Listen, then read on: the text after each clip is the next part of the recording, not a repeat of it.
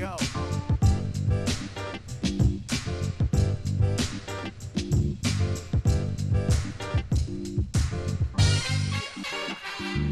Slapshot. Nothing personal. Word of the day is slapshot because we're talking hockey. We're leading this show off with hockey today. It is May 6th. It is a Thursday. Slapshot is from 1977. If you haven't seen it, you have to go see it with the Hanson brothers, Paul Newman. It's a movie that I was 9 years old, and somehow I got into a theater to see it. It was rated R. It was actually the first time I ever saw in a movie nudity was Slapshot. And what's famous about that movie is A, it's hysterical, but B, it's about a hockey team. And one of the best scenes of the hockey team, of the movie itself, was during a game. There was a fight that started before the national anthem. The Hanson brothers had a fight before even the anthem starts. So why is that in my head? And why are we leading off a show with hockey? Because I love the New York Rangers. I was at Wayne Gretzky's last game. I was so happy when they won the Cup in 1994, when the Knicks and Rangers should have won the same year. There's something about the New York Rangers, the blue shirts, the blue seats, the Pot Van Sucks chants. If you don't know what that is, you're not paying attention. I bet you don't know who that is, Coca. Dennis Potvin. That's what you chant when you're at a Ranger game at the Garden. So the Rangers had that statement yesterday where they were so angry about what Tom Wilson did. If you didn't listen to yesterday's show, please do, because that will inform you what's happening right now. Well, last night, the Rangers and the Capitals were playing again. They line up. The anthem plays. They drop the puck to open the game. Strangely enough, the best players were not on the ice. That would be like the Miami Heat starting lineup during the Big Three era of Udonis Haslem. I can't even name the other players. Brian Grant. Name 5 players in the Big Three, but LeBron and Wade and Bosh are healthy and not playing. Or the Lakers with a healthy LeBron and AD not sitting because of load management. The Rangers and Capitals purposefully started their third lines. In hockey, you've got first stringers, second stringers, and third stringers, and they're always going back and forth because you can only play for like a minute at a time. The puck drops. No one goes for that face-off. Instead, they drop their gloves and start brawling. 3 different fights out of the 5 players on the ice. Right when the game starts, they're fighting because of what Tom Wilson did to the Ranger player earlier this week. 72 penalty minutes are handed out. In hockey, if you fight, you can get a 10-minute misconduct. You can get a game misconduct. It all depends. There were 141 penalty minutes, but Tom Wilson was not in the game. All of a sudden, the fight happens. Players go into the penalty box. Out comes Tom Wilson. Puck drops. Immediate fight. Tom Wilson gets the crap beaten out of him, or maybe he didn't. It's hard to tell in a hockey fight who actually wins. I mean, the gloves are off, which is truly an expression that is literal. You take your gloves off to fight in hockey. And my question for Gary Bettman is the following, the commissioner of hockey. Why not just come out and acknowledge the fact that people like watching hockey because of fights? Why pretend to make rules that make fighting less probable to take place because they're going to suspend and give extra penalties to? Why not just acknowledge that we're trying to get a better TV deal? We just got a better TV deal. We're trying to become truly one of the top 4 sports in North America. And we know that fans are pugilists in general, and they get to live vicariously and all their frustrations through these hockey players. And so let them fight. My frustration is that in baseball, when someone gets hit by a pitch and you want to retaliate and the bench is clear, the umpire can give a warning to both sides. And if there's another hit by pitch, even if it's unintentional, there is going to be a ejection. If there is a bench clearing brawl that leads to some sort of fighting or actual punching in baseball, there are suspensions. And so baseball has mandated that these things aren't going to happen. Sometimes they still do, and they have to suspend, whether it's a Reds pitcher named Garrett or Castellanos, whatever they have to do. They do suspensions so as not to incite bench clearing brawls, but you very rarely see punches thrown the way you used to in baseball, because under the collective bargaining agreement, you can really do large suspensions, to say nothing of COVID. In the NBA, remember the old days in the 80s, Larry Bird would be fighting with Kareem Abdul-Jabbar, and Bill Laimbeer and the Pistons would be fighting with everybody. The Knicks and the Heat would have fights, and there would be punches thrown, and these are big men, and you'd have the smaller referees in the middle. So the NBA changed its rules, and they said if you leave the bench during a fight, it is an automatic suspension. You may remember a Miami Heat New York Knicks playoff series from 1999, where the Knicks left the bench and the Heat left the bench in a 7-game series, and they had to suspend players over the course of a game 6 and a game 7. And that's my memory of it, because if they had suspended everybody who left the bench, there'd be no one left to play but the ball boys. Hockey's rules are tough, but not tough enough. What would baseball do if there had been an acknowledgement that after a hit by pitch, that there was going to be the following day not a retaliatory hit by pitch, but an actual fight? And for there to be an actual fight, the team does not start its starting pitcher. They put in a guy from the minor leagues, they bring him up, or they put in the 26th man on the roster to pitch, or they put a position player in to pitch the first pitch of the game. And before the first pitch happens, I said fist, the pitcher storms home plate and starts a fight. Do you think that the NHL was not aware that the Rangers and Capitals were not starting their first line, their top line? I'm just asking for a friend.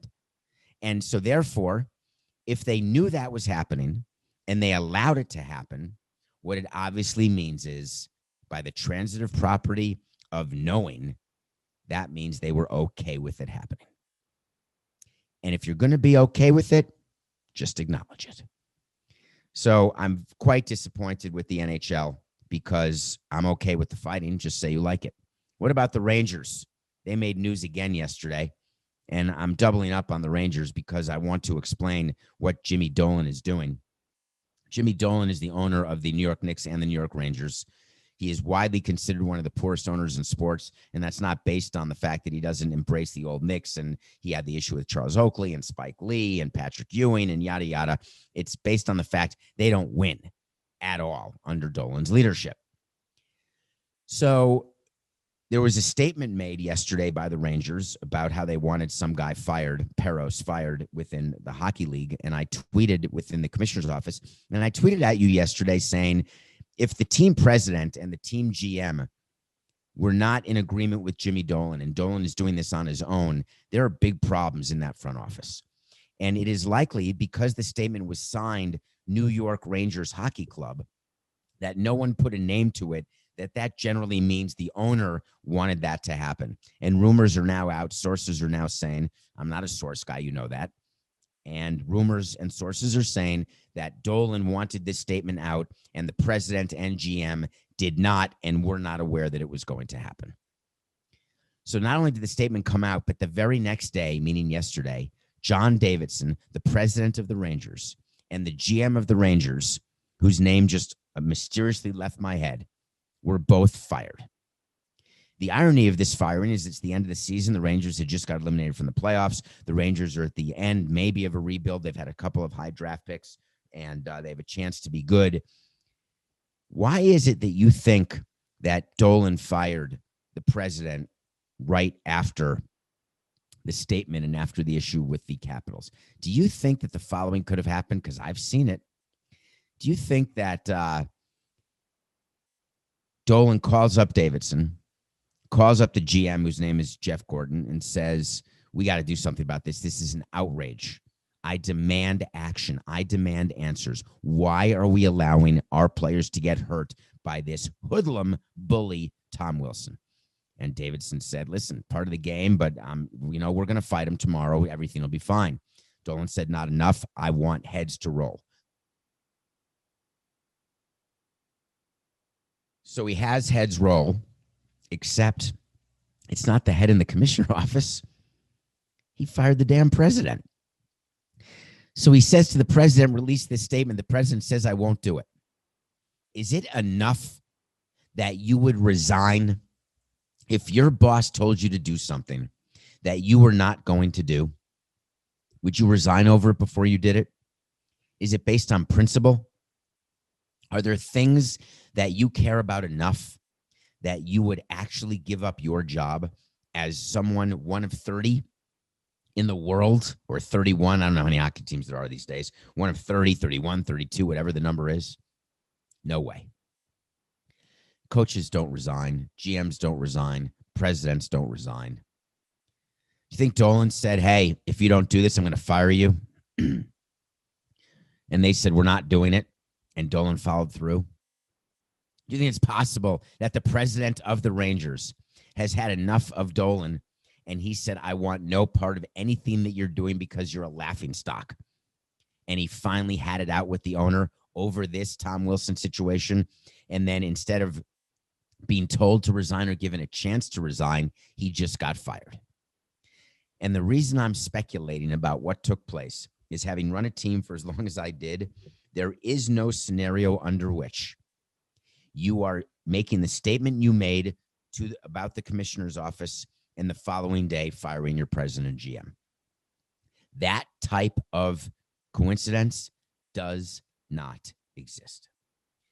So they're going to bring in a new president. They hired Drury, a player who played for them. And we'll see what happens with the Rangers. Tony La Russa is in the news.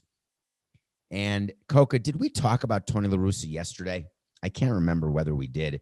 And we talked about the fact that there's some concern about his in-game managing. I believe that was in yesterday's show. Why is Tony La Russa in the news and in our show 2 days in a row? You will not believe what happened. I am picturing myself watching a game. I'm sitting there. I'm watching it unfold. I've got my rule book next to me. I've got the collective bargaining agreement next to me. I've got the instant replay rules next to me. I'm watching. Going into extra innings. All of a sudden, I see a pitcher on second base. And I would look over at the GM who I'm watching the game with, and we would say to each other, that can't be. Call the dugout right now. And we would call the dugout and try to get to the dugout before the first pitch is thrown of the inning, because we would see the pitcher running out to second base. Would we get there in time? Maybe, maybe not. What the hell am I talking about? What I'm talking about is, in baseball, they have a new extra inning rule where the 10th inning starts with a man on second base, no outs. And the player who takes second base is the player who made the last out in the 9th inning. And if that player has been taken out of the game, it is the player who replaced him in that slot in the batting order. So if the number 8 hitter is leading off the 10th inning, that means the number 7 hitter made the last out. That means the number 7 hitter goes to second base and starts there with no outs. There is an exception. The exception is if the pitcher makes the last out, or if you've done a double switch where the pitcher's spot in the batting order is the spot that made the last out. If that happens, you do not need to send your pitcher to second base with no outs. You can go one spot further back in the order. So if your pitcher is in the 7th spot after a double switch, the 7th spot makes the last out of the game, of the 9th inning. The runner who goes is the runner in the 6th spot. Is everyone okay? Is everyone with me? Because Tony La Russa didn't know the rule. Tony La Russa sent out their closer, who they just signed to that ridiculous long-term deal before the season started, with championship aspirations. He trots out to second base. What the hell is he doing? Miguel Cairo, bench coach, crickets. Frank Menachino, hitting coach, crickets. Kenny Williams, Rick Hahn, president, GM, crickets. There must be something happening. He must think that Hendricks is faster than Abreu, who would have been the batter at second base. But there's no way you'd want your pitcher running the bases. You don't want to risk a hamstring. You want someone who's going to be faster, and even Abreu's faster than a pitcher. So we're wondering what's going on, but you don't have to wonder much longer because the game ends. Tony La Russa is asked about it, and I kid you not, he said, I didn't know that was the rule. He admitted that he did not know that part of the extra inning rule. That's not happening on my watch. If I can't get to the manager in time or to the dugout in time to make sure that that rule is being taken advantage of and we're not having the pitcher at second base, I'm sure as hell going down to the clubhouse immediately after the game, waiting there for after last pitch, where I've got 10 minutes by rule. There's a rule in baseball that you can close your clubhouse for 10 minutes following a game before you have to have players meet the media. In the old pre-COVID days, the media would be allowed into the clubhouse. They would congregate in front of the clubhouse, and then you had to open the door after 10 minutes. That is a rule. In this era of Zoom, you have to make players available in a special Zoom area within 10 minutes. Manager and players. Every game, the manager must meet the media before and after the game. There are zero exceptions to that rule. I'm going down to the clubhouse, and I'm speaking to Tony La Russa, and I'm speaking to my bench coach, hitting coach, pitching coach, anybody.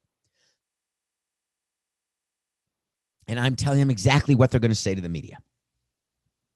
What they're going to say to the media, therefore to their fans. You may be wondering why Liam Hendricks started at second base.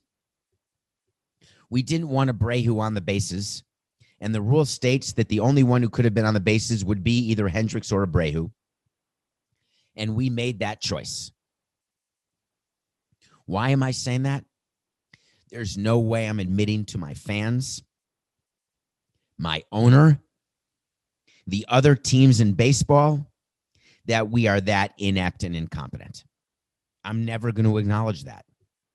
That is a straight competitive disadvantage to acknowledge any sort of weakness unless you're doing it strategically, and there's nothing strategic about saying you don't know a rule. It is embarrassing, it is inexcusable, and it's not isolated. Anyone paying attention to our old friend Joe Girardi? Joe Girardi did something similar. Have you ever seen players when the game starts and before a game can start, the two managers or sometimes the bench coaches or sometimes they allow someone else to do it? It's called the lineup exchange, where you go to home plate, you meet with the umpires, talk about the ground rules of the stadium you're in, and you exchange lineup cards. You've seen that. The reason why you do that is not for show. It's actually because they don't want you to meet the umpires, not in public view. You're not allowed to go to the umpire's locker room.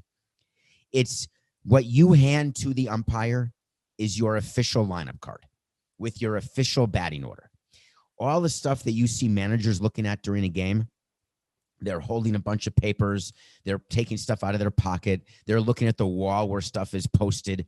All of that are copies. They're meaningless. If you got those wrong, it doesn't matter. What matters is what the umpire has. That is the official lineup card, the official batting order. Joe Girardi, just the other day, he forgot to update his own lineup card. Therefore, he gave a lineup card to the umpire that did not have a pitcher on it who had been activated and had been available to pitch. And if you're not on the lineup card, you cannot play. That is why every manager I worked with, and there were scores, as you know, we had them compare the lineup card to the roster that is the official roster that is given to the manager by the AGM, assistant general manager, and then compare that roster to the roster that he has in front of him to the roster that is being given to the umpires. You check it, you go back and forth. I remember managers doing this every single game before every game. You cannot make mistakes like that. I'm not saying that everybody's perfect. I'm saying that you've got to avoid avoidable mistakes. There are certain things that happen during the course of the game that you're going to get wrong. I get it. You're going to make the wrong call. You're going to use the pitcher in the wrong situation. You're going to ignore the stats. You're going to feel your gut is this or that. The stats are going to be right or wrong. Your gut's going to be right or wrong. You're going to make a mistake in a hit and run or getting the game in motion. I get it. The mistakes that Tony La Russa made, this mistake that Joe Girardi made, it is absolutely inexcusable. Okay, we got to talk about Aaron Rodgers right now because this Aaron Rodgers situation is not going anywhere. And word is coming out left, right, and center. Every day it's something new. What happened yesterday is Aaron Rodgers went on a CBS show, I think it was, Coca, actually, and said that there is really a possibility that he's going to return.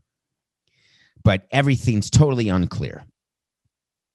So finally, the Packers had to make a statement. And this was a good one. They have a GM. His name is Brian Gutekunst. I don't know how to pronounce his name. I'm sorry. And their coach is obviously Matt LaFleur.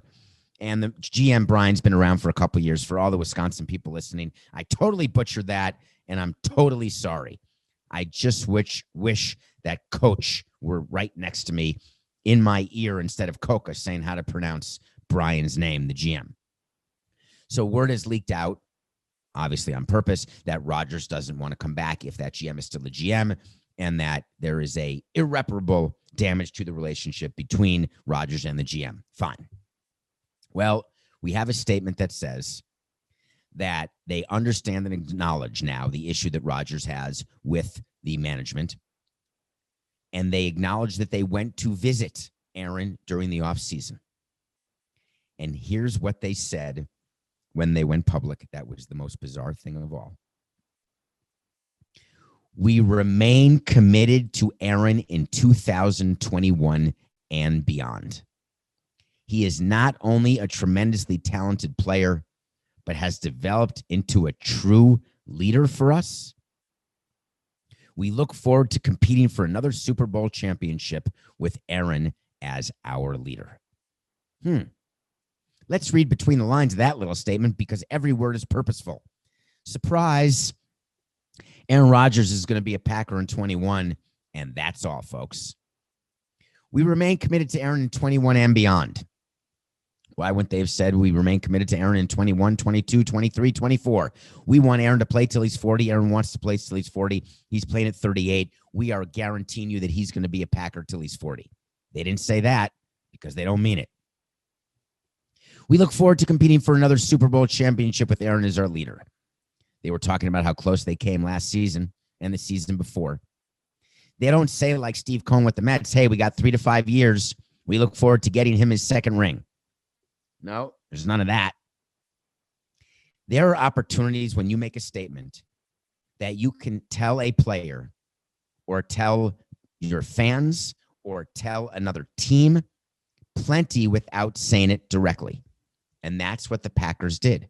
They basically told Aaron Rodgers, hey, we're not trading you before 21. It's not advantageous. Certainly not before June. We don't think we're going to go with Love. We need him to watch for one more year. We're going to sign another quarterback. We only have 2 on the roster. You're going to be with us for 21, and then that's just going to be it.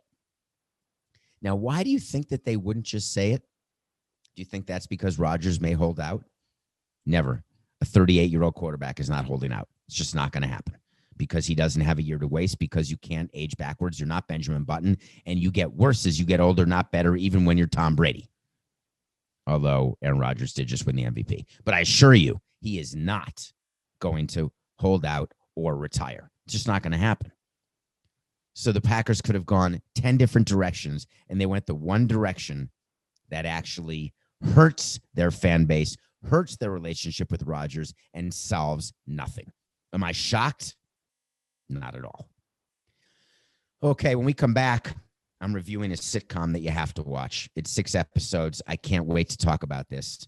I do have a correction, and we have to talk about what's going on with the NFL and with the Denver Broncos. We will be right back. Welcome back to Nothing Personal. Thank you very much for downloading, following, subscribing, for being a part of this show every single day. We are coming to you live. Actually, do I get to say live, Coke? I don't think I do. Well, we do 45 minutes in a row. It's unedited. on the Nothing Personal road trip, is now in Colorado, driving through a snowstorm over the Vail Pass, continuing east here shortly. But I've been watching still a movie a day, no matter how tired I am. I watched all 6 episodes of a brand new sitcom. It's not a sitcom anymore, Coca. What do they just call it? I think it's just a new streaming show. There are 2 actors who you know I love. Brendan Gleeson, and that may not be his first name, I'm blanking, is the father of Dom Hall Gleeson and someone named Frank Gleeson. He was in Bruges. His name may be Brian, but I don't think so. But it may be. I'm totally blanking. This is disappointing to me, but it's not really because it's super early where I am right now. 2, the lead from the movie About Time, which I love, with Rachel McAdams, is another Gleeson son. So I'm looking on Amazon, and I see that he's written a sitcom, and it's called Frank of Ireland. I have no idea what it's about. I don't read anything about it other than I see Gleeson's name. Well, if Gleeson's in it, I'm going to watch it. 6 episodes. They're like 25 minutes each, except it stars this guy named Frank. And Frank, to me, has a red beard. He has red hair. And I'm thinking to myself, God, he looks just like the guy from About Time and the older guy from In Bruges. But it can't be that they're all together. So Brendan is the father. Thank you, Coca. Now we have it. Brendan Gleeson is the father from In Bruges. And this is about a guy named Frank who is a 35-year-old guy living at home with his mother, trying to figure out his life. It is exactly stereotypical of every story or the basis of every sitcom. But the difference is this one is brilliant. Brian Gleeson is Brendan's son. Brian Gleeson actually is the brother of his friend on the show. In real life, it's his brother, Dom Hall Gleeson. And the 2 of them have written and made this sitcom, Frank of Ireland, because Frank is Irish. And it is hysterical. You will be brought in by these characters from the first minute you watch it, and you will get to episode 6, where there is a surprise cameo by Brendan, who comes in for episode 6 and is so perfect that episode 1 and episode 6 are so good that getting through 2, 3, 4, and 5 is not a problem at all. Frank of Ireland on Amazon. Please go watch it. One of the other things we do on Nothing Personal that I do want to point out is that we will always tell you when we get something wrong. We do wait to seize. Wait to seize when we say something's going to happen. And when it happens, it happens. If it doesn't, it doesn't, but we're going to revisit it. But the other thing is that we do the show straight. And we don't edit out when I make mistakes, because I make plenty of mistakes, because you try talking for 45 minutes straight. You're going to make mistakes. I talked about Jacob deGrom's MRI, and I must have called it a magnetic radiation. But there's no radiation in an MRI. It's called the magnetic resonance image. I didn't think I'd made that mistake, but I got enough of you telling me I did. An MRI has no radiation. It's magnets that make all that noise, magnetic fields. It's not harmful at all. It's just scary, claustrophobic, and makes noises. Thank you very much for that correction. Okay. Did anyone watch the can you imagine that I'm here in Denver and I did not go to the Nuggets game last night when it was my pick of the day because I didn't realize the game was in Denver? I did get here too late for the start of the game, but that's neither here nor there. The Nuggets, how is it that they were only favored by 3.5 or 3 points or 4 points over the Knicks when the game was in Denver? Do people not realize the Knicks can't win in Denver and that Denver is really good even without Jamal Murray? There's something wrong with that line. So we had it as our pick of the day. I hope you pounced on it because, of course, the Nuggets crushed the Knicks. We are 57-40. I'm going to stay in basketball, and I'm going to go with the Mavs. The reason I'm going with the Mavs is they are stuck and are in danger of playing in the play-in tournament. And I just think their team is too good. And they're playing a Nets team that, while I agree the Nets are a great Eastern Conference team, they may be favored to make the finals and win the finals. But as I think I told you in a wait to see, there's something about the Nets that I just don't think works in a 7-game playoff series. I can't quite put my finger on it. The big three of Harden, Irving, and Durant don't play together too often. They've each been hurt at different points. I think that the Mavs are a better team. That is a take that is one that is going to be very upsetting to people in Jersey and people in New York who love the Nets. But I am taking the Mavs, and I get 3 points on top of that. You had me at hello. Mavs +3 over the Nets. All right, Coca. Someone has a question for us. You know what I want? I want to talk to Samson. So you want to talk to Samson. So you want to talk to Samson is when you get into my Twitter, David P. Samson. You ask a question that we find interesting, that's trending, or that I just want to answer, and we're going to answer it on the show. If not, I try to get to it on Twitter, or I try to put it in the end of month mailbag episode, or I just can't get to it. But we're doing our best. But this is something that's happened. It happened. I didn't get to it yesterday, but we have to talk about it today. Juwan James is a player for the Denver Broncos. Here's another Bronco, another Denver story. God, the universe is funny. He's a player for the Denver Broncos. He's fine. He opted out last year. He was hurt. He didn't play much, but he's an offensive tackle and not a bad player at all. Like making $10 million type of not bad. Word came out that he tore his Achilles. That's not good when you are playing football or any sport. It means that you're out for the year, guaranteed. Didn't Durant tear his Achilles, Coca? I think he did. When you tear an Achilles, you're done. So that's it. Another player, another injured player. That's the end of the story. All right, on to the next topic. No, that's not the end of the story. The real story is that the NFL and the NFL Players Association have been arguing about a concept this offseason, and we have mentioned it.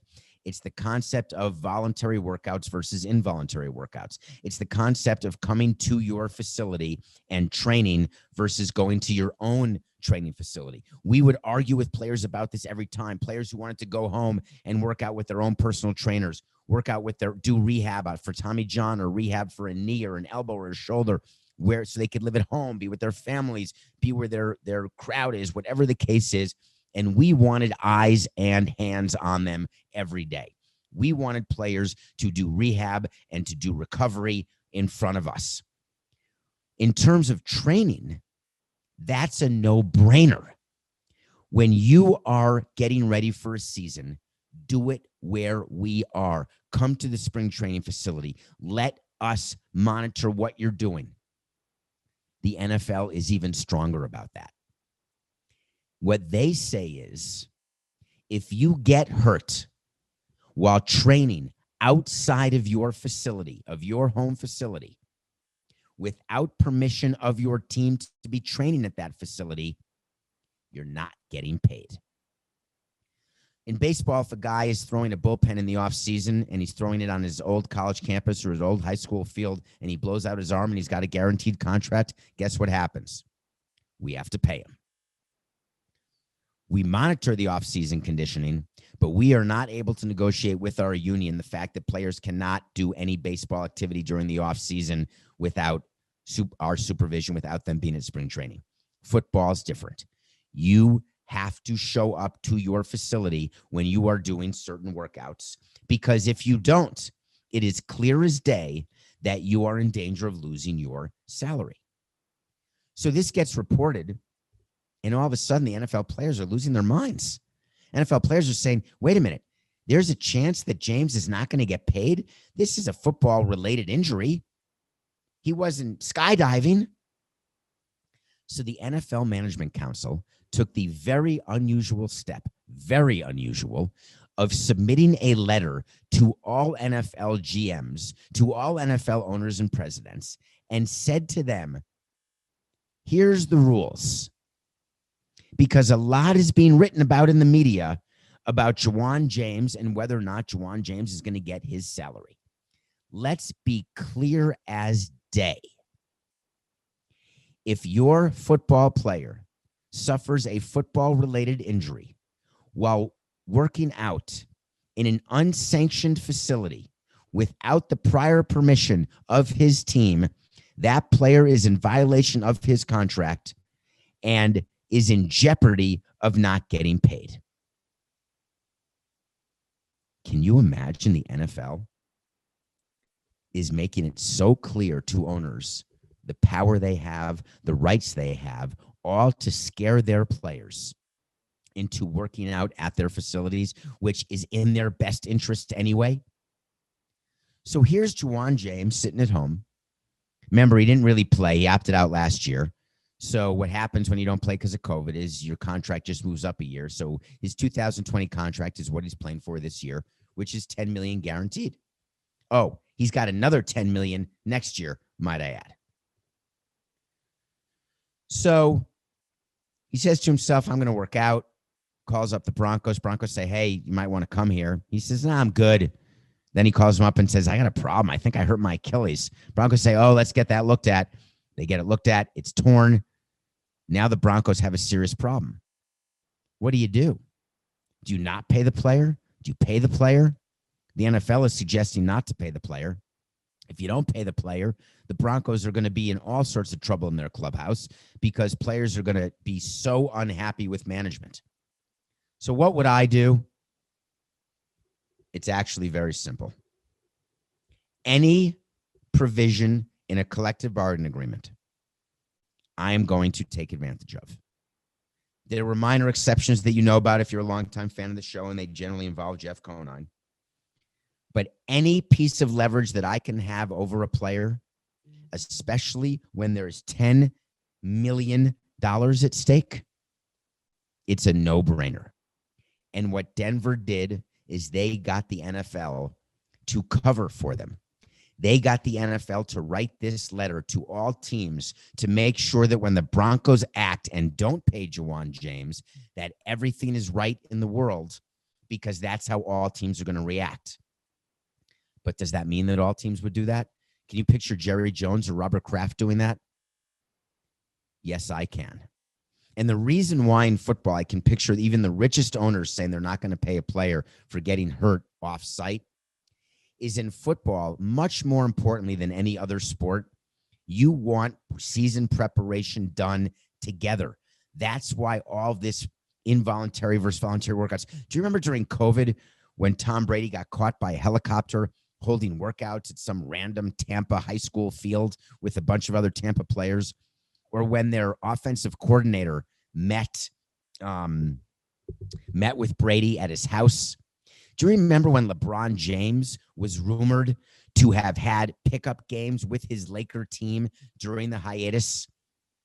Do you remember the Tampa Bay Buccaneers and the Los Angeles Lakers winning their titles?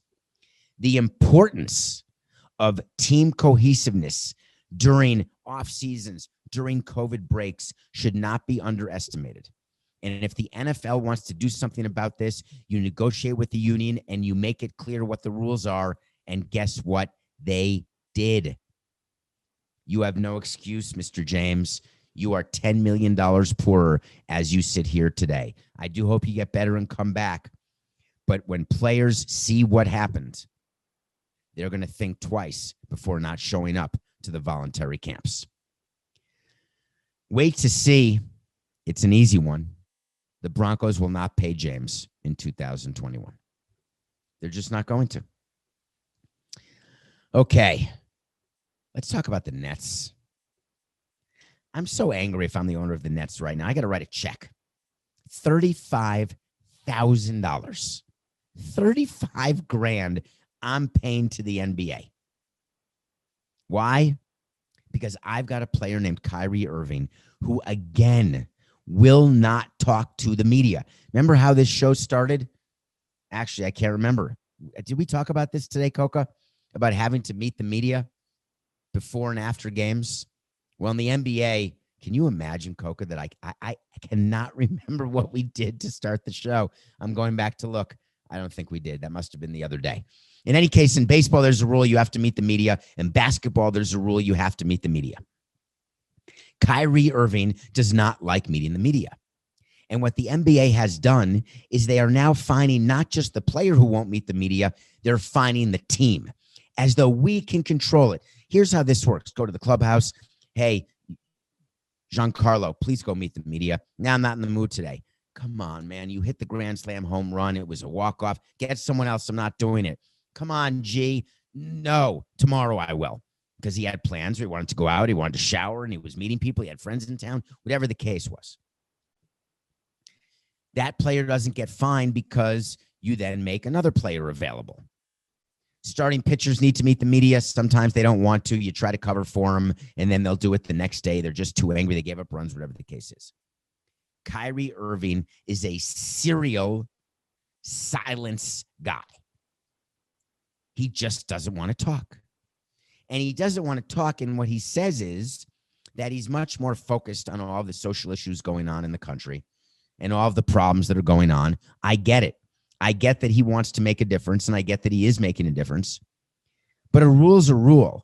And the rules that he is playing under are the same rules that allowed him to get the maximum contract by the New Jersey Nets. And I'm almost positive their name is Brooklyn. You can't choose which rules you're going to follow and which rules you're not. It doesn't work that way. You can't take advantage of the greatness of the system that allows you to get a guaranteed contract and then say, I'm not going to play today. I'm not going to meet the media tomorrow. I've got no interest. So the Nets and Irving each got fined $25,000 earlier this season. And Irving, again, is not meeting the media. If I'm the head of the Nets, I'm going down there. I'm saying, listen, Kyrie, this is very simple. If you don't want to meet the media, I am charging you for every dollar we're getting fined. Your choice. But I am making you pay. And then Irving says, according to the collective bargaining agreement, you can't make me pay. And I call up Adam Silver in the NBA and I say, hey, I can't make Kyrie Irving pay our fine. And I'm trying to get him to talk. What am I supposed to do? Drag him kicking and screaming? I can't make him talk. What are you fining me for? Adam Silver says, get him to talk. I can't. Try harder. I can't. Time passes. The NBA's had enough. They fine him again, $35,000. Both Kyrie Irving and the Nets. Now what do you do? If I'm Joseph Tsai, I've had enough. I'm not writing the $35,000 check. I'm calling up Adam Silver and saying, you've got to stop fining our team. I'm giving him all the examples. I am flying in executives from the commissioner's office to see what we go through with Kyrie every day with the media, to show them the effort we're making to get Kyrie to talk. I am sick and tired of losing money. Kyrie Irving doesn't care. He writes the checks. He gave a quote that said, I pray we utilize the fine money for the marginalized communities in need, especially seen where our world is presently.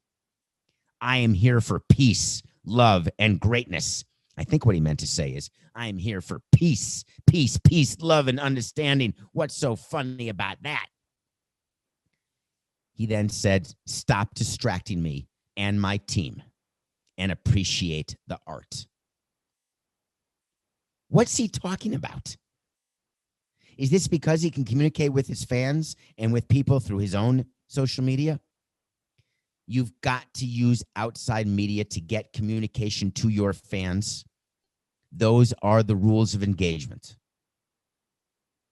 So I was disappointed that he wants to use where we are as a country today as his reason for not talking. Why is he greater than any other player? But then he really did it. He ended his quote with, I do not talk to pawns. My attention is worth more. And that made me smile. He's calling the media pawns because on nothing personal, he must have heard this segment where we sometimes use the media to leak information or listen to McAfee or Lebertard or whatever, where we use media to leak information to try to gain advantage in a trade or in a signing. The media are not pawns. The media are conduits. A conduit is not a pawn, Kyrie.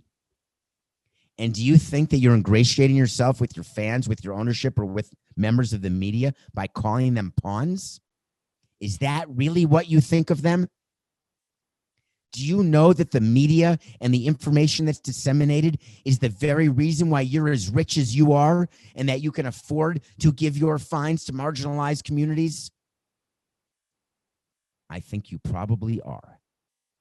And I think you also know very well that when you're fined and when you're asked to do your job, it's just business, Kyrie. It's nothing personal.